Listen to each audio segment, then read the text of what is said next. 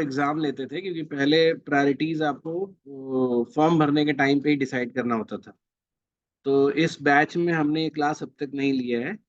And इसमें पहले तो बहुत ये था कि केवल 3 कोर्सेज आप अप्लाई कर सकते थे।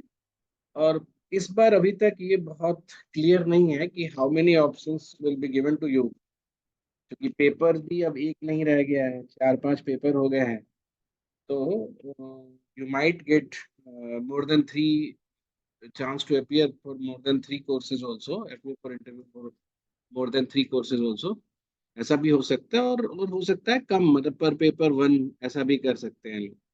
ऐसा तो बिल्कुल नहीं करेंगे, लेकिन हाँ पर पेपर 2 ऐसा कर सकते हैं कि मैक्सिमम 3 या मैक्सिमम 4 और पर पेपर 2, इस तरीके का आप प्रोविजन ला सकते हैं। तो एक बहुत बड़ा क्वेश्चन ये होता है बिफोर अप्लाइंग फॉर टेस्ट। हालांकि आप लोग चूंकि इसको इस बात से वेल अवेयर्ड हो, तभी इसमें कोर्स में आना चाहते हो। बट जिन लोगों को ये आइडिया नहीं है कि टेस्ट के कोर्सेज इवन अपार्ट, मतलब एचआर के अलावा, एचआर ओडीसीएल, जो लोग ऐसा समझते हैं कि वो फ्लैगशिप कोर्स है, जो कि गलत है। ऑफ कोर्स उन कोर्सेज में ज्यादा प्लेसमेंट है, बट उसके अलावा जो कोर्सेज है, अराउंड 48 कोर्सेज आर देयर। तो वो सोशल साइंस बेस्ड कोर्सेज हैं, तो उनकी क्या डिमांड है, what you will do with those courses. कई बार यूट्यूब वगैरह पे बोला जाता है कि अगर आप एचआर नहीं जा रहे हो तो कहीं मत जाओ टेस्ट में। कई बार लोग ये सोचते हैं कि इन लोग इन सब कोर्सेज में प्लेसमेंट नहीं है, तो ऐसा करके करना क्या है, क्या फ्यूचर स्कोप है। अब ये कोर्सेज ऑफ कोर्स वैसे नहीं है कि जैसे आप एमबीबीएस कर लेते हो तो डॉक्टर ही बनोगे, या इंजीनियरिंग कर लोगे तो आईटी सेक्टर में काम करोगे, या कोर में। तो बहुत लिमिटेड स्कोप वाले नहीं है। और अगर किसी पर्टिकुलर कोर्स में 20 से 25 बच्चे हैं, तो they all can go for different different type of work in their life और कैरियर इन देयर लाइफ। तो इस वजह से ये कोर्सेज लोगों को बहुत समझ में आते नहीं है। बट एक पर्सपेक्टिव मैं आपको देता हूँ कि जैसे पहले क्या होता था कि हम लोग सोशल साइंस के सब्जेक्ट्स पढ़ते थे, जैसे सोशियोलॉजी हो गई, या फिर इकोनॉमिक्स हो गया, या फिर पॉलिटिकल साइंस हो गया, इस तरह के सब्जेक्ट्स, जो ज्योग्राफी हो गया। तो ये सब्जेक्ट्स की तरह पढ़ते थे जिसमें थ्योरेटिकली सब्जेक्ट को एक्सप्लोर किया जाता था। बट लेटर वी रियलाइज्ड कि लोगों को एक सब्जेक्ट से सारे काम नहीं हो सकते। When we work for a society, when we work for economy, when we work for development, other disciplines get involve. तो उसमें क्या है कि बहुत सारे डिसिप्लिन्स को मिला के, और कोर्स भी आपको ऐसा प्रिपेयर करना पड़ेगा, और कोर्स ऐसे डिवाइस करना पड़ेगा so that people can get or become capable to perform some task or something in real time for a company or for government। तो इसी वजह से सोशल साइंस कोर्सेज को प्रोफेशनल बनाने की कोशिश करने की जाने लगी। और इवन मतलब जैसे पहले एमएसडब्ल्यू का भी कोर्स था, तो it was kind of social science based course, now it is called professional course. Although AICTE के परव्यू में अभी भी ये कोर्सेज नहीं है, but thanks to TIS and other such institution who has made or who has tried to make these subjects very professional. And these courses are now as professional as MBA or any other professional PG course like MTech and MBB, MD and MS। So professionalization कैसे होता है? By putting such component which is practice based, or something which is derived from the theory and can be applied to real life। तो एक एक इसमें एक certain modules develop किए जाते हैं, जो 2-3 डिसिप्लिन, 2-3 सब्जेक्ट, या ये अलग तरीके का भी एक कंपोनेंट हो सकता है which is apart from all the concern subjects also. तो ऐसे मॉड्यूल्स डेवलप किए जाते हैं, and every modules will make you eligible to perform something in corporate और गवर्नमेंट जॉब। जैसे रिसर्च का हो गया, या फिर प्रोजेक्ट मैनेजमेंट हो गया, या फिर ये सब ऐसे मॉड्यूल्स हैं जो उस सब्जेक्ट से अलग बात है, but they they will be very useful. फिर अगर आप वैसे करो तो सोशल ऑडिट हो गई, इस तरह के कई सारे कैपेबिलिटी बेस्ड मॉड्यूल डेवलप किए गए। And why we call it professional, because if you are not professionally trained for this, you will not be professional social worker. तो जैसे ऐसे सुना होगा तुमने कि ये आदमी सोशल वर्कर है, तो उनका क्या है, वो फिलंथ्रोपिस्ट होते हैं, दे आइदर डिवोट देयर मनी और देयर टाइम, और बेसिकली उनका डिस्ट्रीब्यूटिव अप्रोच होता है कि गरीबों में खाना बांट दिए, या कुछ बच्चों को पढ़ा दिए, या फिर आप कुछ पैसे बांट दिए, एम्प्लॉयमेंट के लिए कोई सामान खरीद दिए। These act, of course these are social work only, but these acts do not make you a professional social worker, ठीक है। तो टेस्ट के जो कोर्सेज हैं वो अपने अपने डिसिप्लिन में प्रोफेशनल्स प्रिपेयर करने के लिए, रेडी करने के लिए बनाए गए हैं, और सब्जेक्ट्स को प्रैक्टिस के लिए डेवलप किया जा रहा है। इंटरडिसिप्लिनरी अप्रोच है, मल्टी लेयर स्किल्ड है, ये सारी चीजें हमने अभी आपको बताई। And later the end goal is the social leadership, so that you can move the society from one place to another. जैसे अभी स्टेटस को ऐसा है, तो you want to improvise that to this, मतलब in term of health, in term of economy, in term of education, in term of harmony, in term of all the aspects of life, ठीक है। तो ऐसे तो ये दिखता है कि हाँ, मतलब the things are very good, ऐसा प्रोफेशनल अगर आप बना देते हो कोर्सेज को, there is identity which exist with these course, कि हाँ आप प्रोफेशनली, आप ट्रेंड हो, एक्सपर्ट हो, तो आपको आपको as a trained professional treat किया जाए, तो ये एक वो भी हो जाता है आपके लिए एक क्या बोलते हैं उसको, प्राउड फैक्टर भी हो जाता है, and you will be also recognised as an resource for company and corporate for different work. तो इसमें जैसे जब आप कोर्सेज की स्टडी करोगे, उनके डिस्क्रिप्शन वगैरह का, तो बहुत सारी चीजें आएंगी। कुछ वर्ड्स को मैंने ऐसे लिखा है कि ग्रोथ और डेवलपमेंट, या डेवलपमेंट सेक्टर, या सोशल वर्क क्या है, management and entrepreneurship, what is the difference between these, research skills ये क्या है and why it is important, public health and education, मतलब ऑल द सच कॉमोडिटी की तरह हम इसको ट्रीट करते हैं। मतलब मेरा पर्सनल ये है कि public health is a commodity which a society has, और education is a commodity, intellect is a commodity which a society has. इसके बाद एडमिनिस्ट्रेशन एंड पॉलिसीज, ये गवर्नमेंट के एंड से भी, और एनजीओज के एंड से भी, और कॉर्पोरेट एंड से भी।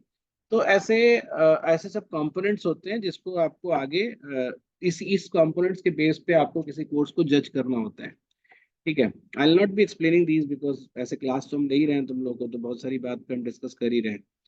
और ज्यादातर जो टेस्ट के कोर्सेज हैं उसमें any graduates can apply. There are few courses where कुछ दूसरे भी क्राइटेरिया हैं, जैसे ओडीसीएल में आपको 2 साल का वर्क एक्स होना चाहिए, साइकोलॉजी के कोर्स में आपको कम से कम 3 साल साइकोलॉजी आप पढ़े हुए होने चाहिए for the graduation. But now let's go for the slide which is the categorisation of courses.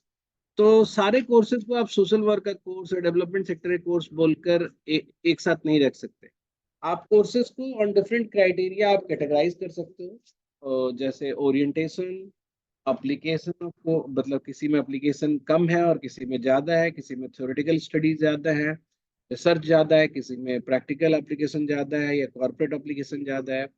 Placements, मतलब अभी तक का जो प्लेसमेंट्स के जो बिहेवियर रहे हैं, प्लेसमेंट्स के फिगर्स रहे हैं, वो कैसा है, कट ऑफ क्या होता है। तो पहले टेस्टनेट होता था, तो हम लोग को पहले before TISSNET we need to project the expected cut off, लेकिन अभी चूंकि सीयूईटी हो गया है, तो हमें उस हिसाब से देखना पड़ेगा। And what intake of the course, जैसे किसी में कम सीट्स है, और अगर आपको वो बहुत पसंद कोर्स है, लेकिन कम सीट होने की वजह से उसका कट ऑफ बढ़ जाता है।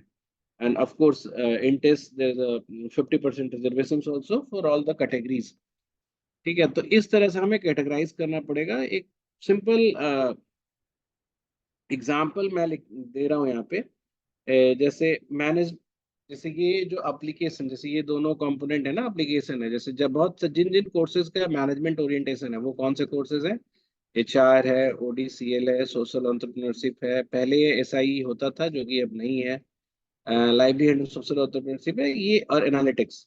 ये सारे कोर्सेज हैं जिसमें मैनेजमेंट विथ डिफरेंट पर्सपेक्टिव, ऐसा नहीं है कि वही एमबीए वाला मैनेजमेंट ही, या बिजनेस एडमिनिस्ट्रेशन वाला मैनेजमेंट ही, बट मैनेजमेंट का बहुत सारा स्टडी इसमें है, और मैनेजमेंट से डिराइव्ड है। आप सोशल वर्क वाले कोर्सेज की लिखोगे, जैसे मैंने अभी दो ही यहाँ पे लिखा हुआ है, दलित एंड ट्राइबल स्टडीज है, आपका क्रिमिनोलॉजी एंड जस्टिस है, मेंटल हेल्थ है, पब्लिक हेल्थ है, चिल्ड्रन एंड फैमिली है, there all such courses which belong rural government या डेवलपमेंट है। तो ये कोर्सेज सोशल वर्क वाले कोर्सेज हैं। इनका एप्लीकेशन बेसिकली सोशल इश्यूज को सॉल्व करने के लिए, या ये वैसे प्रोफेशनल्स डेवलप करने के लिए बनाए गए हैं जो सोशल सोसाइटी में इंटरवीन कर सके for different problems that society faces. कुछ पॉलिसी ओरिएंटेशन के कोर्सेज हैं, जैसे public policy and governance, water policy, urban policy जो अब नहीं है, सिटी एंड गवर्नेंस है अभी। फिर ये डीपीपी अब नहीं है जो पहले था, natural resource governance, development, disaster management, globalisation labour जिसको अब लेबर एंड सोशल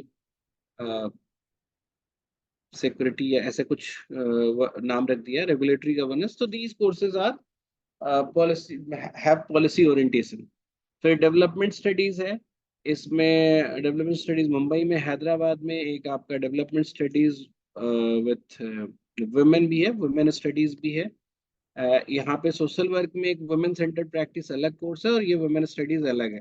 तो ये डेवलपमेंट स्टडीज के कंपोनेंट्स हो गए। हेल्थ वाले प्रोग्राम्स जो है, आप स्कूल ऑफ हेल्थ में हॉस्पिटल एडमिनिस्ट्रेशन, एमएचए जिसको बोलते हैं, और एमपीएच के 3 विंग है। And we also have social work वाले जो डिपार्टमेंट है, वहाँ पे भी पब्लिक हेल्थ और मेंटल हेल्थ का सोशल वर्क का डिपार्टमेंट है। इसको भी हम हेल्थ के कैटेगरी में भी डाल सकते हैं। तो तुम देख रहा हो कि एक ही कोर्स जो है सोशल वर्क के भी कैटेगरी में है और हेल्थ वाले में भी है। साइकोलॉजी में आपकी अप्लाइड साइकोलॉजी है, मेंटल हेल्थ है, ये दो मेजर कोर्सेज हैं। एजुकेशन में you have elementary education, BEd MEd integrated, MA education भी है। तो 4 कोर्सेज जो है वो एजुकेशन वाले में ही। कुछ और भी ऐसे कोर्सेज हैं जो, अच्छा हाँ, हैदराबाद वाला डीएस हटा दिया है इस बार से। Of course this is not available now. Hyderabad में अब 2 ही कोर्स है। लाइवलीहुड वाला कोर्स है जो वुमेन स्टडीज, और रूरल स्टेट डेवलपमेंट, इन दोनों के 2 कंपोनेंट है इसके। ठीक है। Livelihood is a big thing these days. उस पे जरूरत भी है काम करने की, और we need more professionals in that area also. So ये ऐसे ब्रॉड कैटेगराइजेशन हमने किया हुआ है, और आप फर्दर और भी कोर्सेज को देखकर उसके टाइप या एप्लीकेशंस को आइडेंटिफाई कर सकते हो। फिर आता है कितना फील्ड वर्क और इंडस्ट्री एप्लीकेशन है या कितना रिसर्च है, ये सब चीज़ों पे। तो जैसे रिसर्च, ऐसे कोर्स जिससे रिसर्च प्रोफेशनल्स रेडी होंगे या जो इम्फेसाइज करते हैं रिसर्च पे, ऐसे कोर्सेज जो जिसमें पॉलिसी प्रोफेशनल या somebody who can take actions, जैसे सोशल वर्क के कई कंपोनेंट है, उसमें action based professionals prepared. Employability is largely based on की कॉर्पोरेट में कितनी, कॉर्पोरेट या अदर जो ऑर्गेनाइजेशंस हैं, मतलब कोर्स का एम्प्लॉयबिलिटी कितनी है, ये आप कोर्स के डिस्क्रिप्शन पढ़ के या हमसे डिस्कस करके आइडेंटिफाई कर सकते हो। उसमें पॉलिसी कंपोनेंट कितना है या एक्शन कंपोनेंट कितना है, कितना आपका कॉर्पोरेट के लिए एसेंशियल है। मतलब ऑर्गेनाइजेशंस में ऐसे क्या रोल्स डेवलप हो सकते हैं जहाँ पे वो कोर्स के बच्चे जो हैं कैन गेट एम्प्लॉयमेंट। और इंटरनेशनल ऑर्गेनाइजेशंस, मतलब ये बहुत बड़ा एक कंपोनेंट है। कई सारे बच्चे ये सोचकर टिस अप्लाई करते हैं कि आगे चल के उनको इवन या इवन के डिफरेंट अदर ऑर्गेनाइजेशंस में उनको काम करने को मिलेगा, विच इज ट्रू। तो ये भी आपका एक लॉन्ग टर्म ड्रीम हो सकता है, और इसके बेस पे भी यू कैन आइडेंटिफाई और पिक योर कोर्सेज। उसके बाद प्लेसमेंट टाइप है, जैसे अगर एचआर और ओडीसी की बात करो तो largely will be getting placed in corporates. But अगर सोशल सेक्टर वाले कोर्सेज और बाकी सारे कोर्सेज हैं, तो ऐसे कई सारे टाइप ऑफ ऑर्गेनाइजेशंस होती हैं जिसमें आप एम्प्लॉयमेंट आप सीख कर सकते हो या आपको मिल सकता है। तो जिसमें एनजीओज हो गए, सोशल इंटरप्राइजेज हो गए, जो बेसिकली सोशल इश्यूज को सॉल्व करते हैं, they are business enterprises but focusing more on social issues. CSR जैसे जितने भी बिजनेस ऑर्गेनाइजेशंस हैं, उसके रेवेन्यू का एक कंपोनेंट सीएसआर में जाता है। तो sometimes they keep in house CSR department, sometime external CSR department भी होती है। इन वॉट एवर वे यहाँ पे भी आप जा सकते हो। कंसल्टिंग, जैसे गवर्नमेंट कंसल्टिंग या फिर इवन नॉन गवर्नमेंट कंसल्टिंग, ऐसे भी कंपनीज हैं या डोमेन है जहाँ पे you can find employment. Research, pursue कर सकते हो, पीएचडी वगैरह, थिंक टैंक में जा सकते हो। And I miss to mention here, ministries और गवर्नमेंट की जो डिपार्टमेंट है, जैसे नॉन कमीशन्ड बॉडीज, जैसे पहले क्या होता था कि गवर्नमेंट में जो जॉब लगते थे वो ज़्यादातर एसएससी या फिर यूपीएससी, इन बॉडीज के थ्रू लगते हैं, तो ये कमीशन जॉब कहलाते हैं। बट लेटर गवर्नमेंट रियलाइज्ड कि यहाँ पे तो हम मिनिमम एलिजिबिलिटी से ग्रेजुएशन रखते हैं, and they are not professionally trained for anything. तो लेटर गवर्नमेंट ने, even in last 10 years, government ने यहाँ से रिक्रूटमेंट कम करके जो गवर्नमेंट की पॉलिसी डिपार्टमेंट्स हैं उनको they have allowed to go and hire their resources by themselves.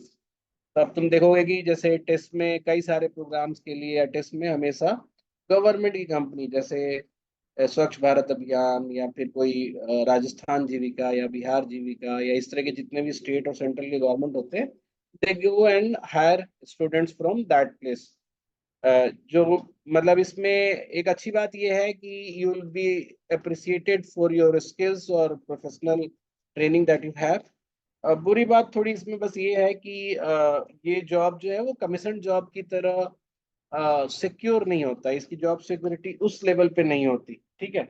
But still career growth के मामले में ये बहुत अच्छा है, because once will be in government sector, आप कोई प्रोजेक्ट पे अच्छे से काम करते हो, then you can get into observed into private sector, then you can move ahead and you can go to UN और UN type organisation also. Government job में क्या होता है कि अगर आपने एसएससी में एंटर किया तो आप कभी किसी बराबर नहीं रहोगे, आप थोड़ा थोड़ा टाइम आउट जो भी आपकी सैलरी ग्रोथ होगी, but it will not be your capability growth और प्रोफाइल ग्रोथ। यहाँ पे क्या है कि यू हैव द अपॉर्चुनिटी, तो अगर आप अच्छे हो, यू आर वर्किंग गुड, तो you can get good opportunities ahead. तो इस तरीके से ये टाइप ऑफ प्लेसमेंट्स और एप्लीकेशन ऑफ कोर्सेज, इस सब को ध्यान में रख के आपको अपने कोर्सेज को अप्लाई करना है।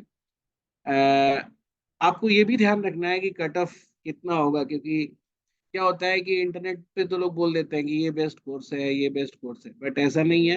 कई बार क्या होता है कि बहुत अच्छे अच्छे कोर्सेज जो है, जो बहुत अच्छी जगह पे प्लेसमेंट है, just because it's not in news, and just because the number of students who passed out was were very low, तो लोगों को पता नहीं चलता, और नहीं पता चलता तो अगली बार उसमें कम लोग अप्लाई करते हैं और इस वजह से कट ऑफ गिर जाता है।